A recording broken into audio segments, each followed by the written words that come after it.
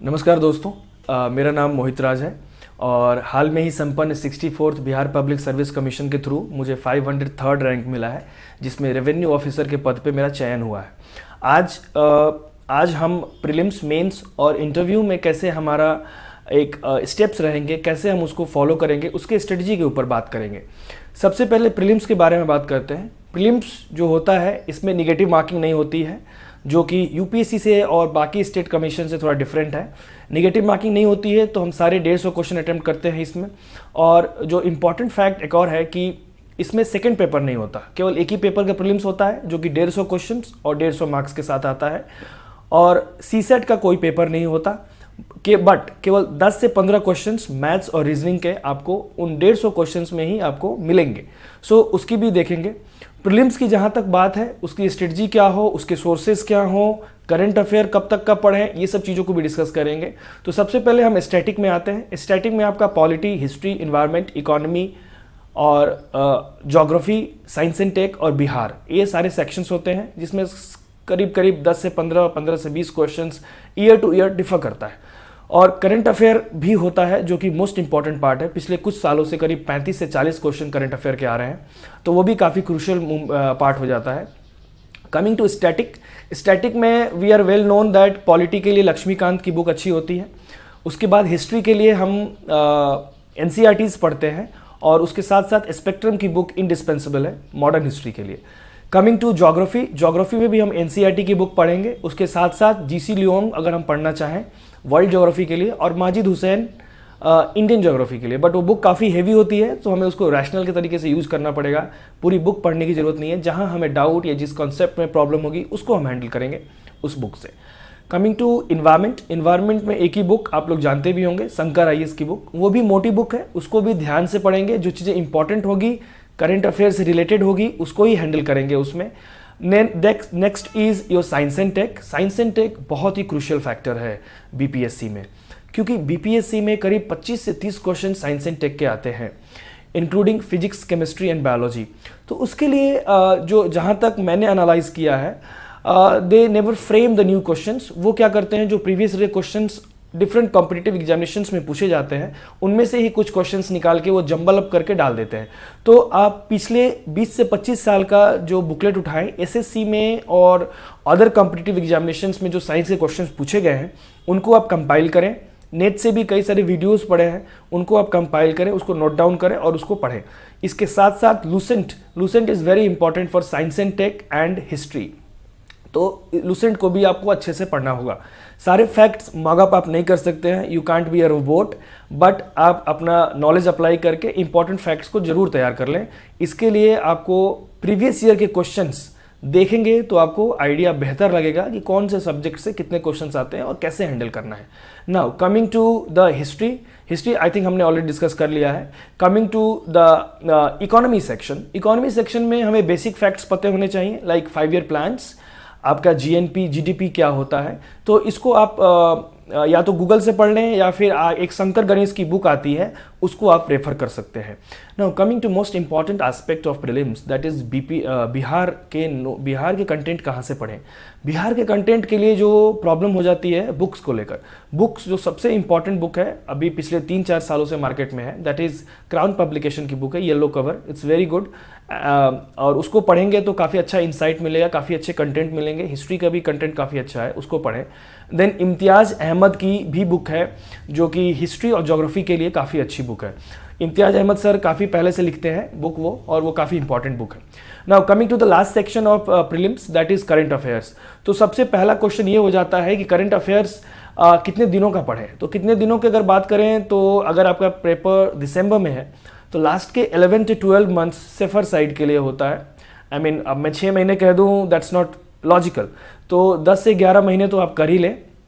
और current affair के लिए कई सारे वीडियोस, MCQs यूट्यूब पर रिलायबल सोर्सेज के चलते हैं, आप खुद से फाइंड आउट करें जो आपको सूटेबल लगे।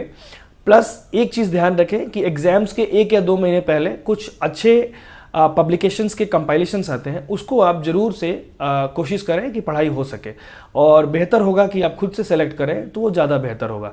करंट अफेयर सेक्शन में ये इतना सारे कंटेंट को आप पूरा करें और करंट अफेयर का सेक्शन आपका कंप्लीट हो जाएगा, कोई बड़ी बात नहीं है उसमें। सो करीब 150 क्वेश्चंस होते हैं। कट ऑफ की बात करें तो कट ऑफ हमेशा से ही 97 और 100 के बीच रहा है, बट 66 बीपीएससी में पैटर्न थोड़ा चेंज था, 108 आया है। So your target must be 110 115, ताकि क्योंकि इसमें कोई निगेटिव मार्किंग नहीं है, तो आप आराम से इसमें अच्छे स्कोर कर सकते हैं। Consistency is very important.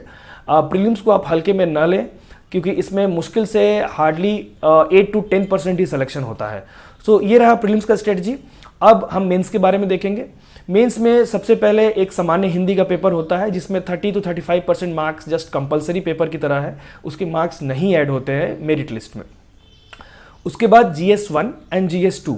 GS1 जिसमें आपका हिस्ट्री, आर्ट एंड कल्चर होता है, स्टैटिस्टिक होता है और इंटरनेशनल करंट अफेयर्स होते हैं, जो कि 300 मार्क्स का होता है। तो इसमें हिस्ट्री में आप मॉडर्न हिस्ट्री के लिए आप स्पेक्ट्रम का यूज़ करें, बिपिन चंद्रा की भी बुक है, प्लस राज्यसभा टीवी के कुछ वीडियोज़ हैं, लाइक पटना कलम पेंटिंग्स के वीडियोज़ हैं, चंपारण सत्याग्रह के वीडियोज़ हैं, डॉक्यूमेंट्री बनाए हुए हैं, उनको आप रेफ़र करें। रविंद्रनाथ टैगोर के भी वीडियो हैं, उनको आप रेफ़र करें।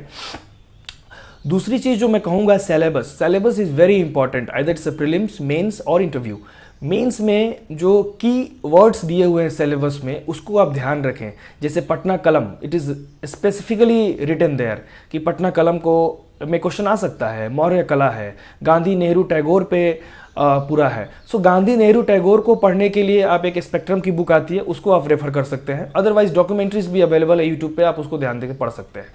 तो ये हिस्ट्री का कंटेंट रहा। स्टैटिस्टिकल एनालिसिस जो है थोड़ा यूनिक सब्जेक्ट है, क्योंकि ये और पब्लिक सर्विस कमीशन या यूपीएससी में भी कोई इसको प्लेस नहीं देता। सो यहाँ पे अगर आप 12th तक मैथमेटिक्स में अच्छा रहे हैं तो आप अच्छा कर लेंगे, घबराने की ज़रूरत नहीं है। काफ़ी मार्क्स फेचिंग होता है। सो प्रीवियस ईयर के जो क्वेश्चंस हैं स्टैटिस्टिक्स के, वो पढ़ें, उसको सॉल्व करने की कोशिश करें, समय के अंदर सॉल्व करने की कोशिश करें। और एक चैनल है SK सेठ सर की चैनल होती है, उसको आप रेफ़र कर सकते हैं अगर आप उसको यूजफुल फाइंड करें तो। सो स्टैटिस्टिक्स कोई मुश्किल काम नहीं है, आप उसको मैनेज कर सकते हैं। Coming to the third section, वो है आपका current affairs. So current affairs कहाँ से करें? करंट अफेयर मेंस के लिए कितना करें? Same questions like prelims. इसमें भी आप 10 से 12 महीने का करंट अफेयर कर सकते हैं। बट कभी कभी कुछ ऐसा टॉपिक्स होते हैं जो कि एवरग्रीन टॉपिक्स होते हैं, like reservation, like uniform civil code, like your जजेस रिक्रूटमेंट। सो ये सब चीज़ें हमेशा से ही एवरग्रीन रही है। तो ये आप एडिटोरियल्स पे एक पकड़ रखें कि कौन से टॉपिक्स कंटिन्यूस न्यूज़ में आ रहे हैं, उनको भी कवर करने की कोशिश करें। और इसके लिए राज्यसभा टीवी और मिस्टर फ्रैंक राजन परेरा का जो एक चैनल है, जो पहले राज्यसभा टीवी में थे, भारता फर्स्ट, उसके कंटेंट भी काफ़ी अच्छे हैं। आप वहाँ से उसको करंट अफेयर्स को हैंडल कर सकते हैं। अदरवाइज मैगजीन की बात करें तो मैगजीन तो आपकी पर्सनल चॉइस होगी। मैंने जो रेफर किया था वो विजन IAS था, वहाँ से आप उसको देख सकते हैं। सो ये रहा GS1। GS2 में अगर हम बात करें तो GS2 में बचे हुए सारे सब्जेक्ट्स आ जाते हैं। ये भी 300 मार्क्स का होता है, करीब 8 क्वेश्चंस होते हैं और सबको 500, 450, 500 वर्ड्स में लिखना होता है। तो ये आप ध्यान रखें कि GS1 हो या GS2, क्वालिटी प्लस क्वांटिटी दोनों मैटर करता है। जबकि यूपीएससी में क्वालिटी ज़्यादा मैटर करता है, क्वांटिटी क्योंकि वहाँ रिस्ट्रिक्शंस लगे होते हैं कि इसी पेज तक लिखना है आपको। यहाँ दोनों ही बहुत बहुत इंपॉर्टेंट है। नेवर थिंक कि 400 वर्ड का क्वेश्चन है, 450 वर्ड का यूनिवर्सिटी पेपर है, कुछ भी लिख देंगे नंबर आएगा। नहीं, कई सारे बच्चों को 5 नंबर भी मिलते देखा है हमने 38 मार्क्स में। So quality and quantity both matters. Now coming to GS2 में पॉलिटी है, इकोनॉमी है, इन्वायरमेंट है, साइंस एंड टेक है। इनको हैंडल करने के लिए बुक्स मोर और लेस प्रीलिम्स का सेम है। आपका पॉलिटी के लिए लक्ष्मीकांत है, इकोनॉमी तो बेसिक फैक्ट्स होती हैं, ज़्यादातर करंट अफेयर्स ही होते हैं। तो आपका करंट अफेयर जब आप पढ़ेंगे इकोनॉमिक्स से तो उसके सारे टॉपिक्स कवर हो जाएंगे। इन्वायरमेंट मोर और less global warming, sustainable development, ये हमेशा से करंट अफेयर के टॉपिक्स रहे हैं, उससे भी आप उसको कवर कर सकते हैं। एक अच्छा मैगजीन लें, विजन IAS का हो सकता है, दृष्टि हो सकता है, आपके अनुसार, आप अपने कन्वीनियंस के अनुसार अपने हिसाब से लें और उसको वहाँ से हैंडल करें। साइंस एंड टेक, अगर आप क्वेश्चन देखें तो साइंस एंड टेक भी काफ़ी डाइवर्सिफाइड टॉपिक्स आ रहे हैं उसमें। Like last year ISRO was asked, this time Covid situation was asked. तो करंट अफेयर पे हमेशा नज़र रखें। न्यूज़पेपर को रिलीजियसली फॉलो करें, हिंदी माध्यम से हो या आप अंग्रेजी माध्यम से हो, न्यूज़पेपर इंडिस्पेंसिबल हो जाता है। द हिंदू हो गया, इंडियन एक्सप्रेस हो गया, जनसत्ता, दैनिक जागरण, इन चीज़ों का बहुत बहुत ध्यान रखें और मेंस की तैयारी आप इससे कर सकते हैं। उसके बाद ऑप्शनल होता है 300 मार्क्स का, जिसको हम बाद में देखेंगे। अभी मेंस में हम GS1 GS2 का ही ध्यान रखेंगे। हिंदी के सब्जेक्ट्स को आप इजी न लें। हिंदी का पेपर तो वैसे क्वालिफाइंग होता है, 35 नंबर चाहिए होता है, बट कभी कभी कई बच्चे ऐसे होते हैं जिनकी हिंदी मजबूत नहीं होती और वो नज़रअंदाज कर देते हैं, तो उनका GS1 और GS2 अच्छा जाने के बावजूद वो हिंदी में अच्छा नहीं करते हैं, तो they got disqualified. So Hindi का भी पूरा ध्यान रखें। Coming to the last step, जैसे दैट इज़ इंटरव्यू। इंटरव्यू में आप अगर मैं एक लॉजिकली बताऊं तो आप कुछ भी तैयार नहीं कर सकते उसमें। एक तो BPSC में कोडिंग सिस्टम है, तो उसके चलते आपकी फैमिली बैकग्राउंड, आपका नाम कोई नहीं जान पाएगा वहाँ पे, because code is there. And ये फेयरनेस के लिए किया गया था, जो कि काफ़ी अच्छा स्टेप है। और इसमें आप अपने बारे में थोड़ा बहुत जानकारी ले सकते हैं, आपके फैमिली बैकग्राउंड में बेसिक जानकारी ले सकते हैं। वैसे दे नेवर आस्क, बट अगर आपने कहीं जॉब कर रखी है, आपके ग्रेजुएशन का सब्जेक्ट क्या था, आपका ऑप्शनल क्या था, आप कहाँ से बिलोंग करते हैं, रीज़न के हिसाब से, वो ये 4-5 चीज़ें बहुत ही ज़्यादा इंपॉर्टेंट हो जाती हैं। इसको आप अच्छे से रिसर्च करें। प्लस करंट अफेयर तो इंडिस्पेंसिबल है, वो हर तीनों लेयर में, प्रीलिम्स हो, मेंस हो, इंटरव्यू हो, current affair is always a crucial thing.